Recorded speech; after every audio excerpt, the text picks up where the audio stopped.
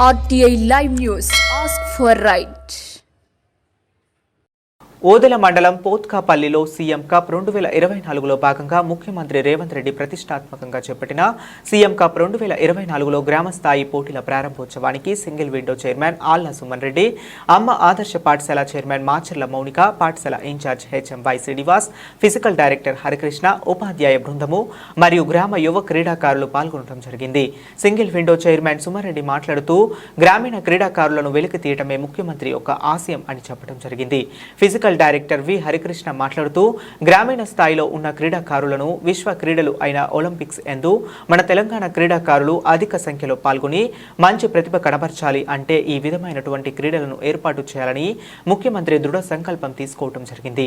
పాఠశాల in charge H M Y Srinivas మాట్లాడుతూ యువ క్రీడాకారులకు స్వాగతం తెలుపుతూ మన పోత్కపల్లి గ్రామ పంచాయతీ యొక్క క్రీడా స్ఫూర్తిని మండలంలో, జిల్లాలో మరియు రాష్ట్ర స్థాయిలో క్రీడా స్ఫూర్తిని చూపాలని క్రీడాకారులకు శుభాకాంక్షలు తెలియజేయడం జరిగింది.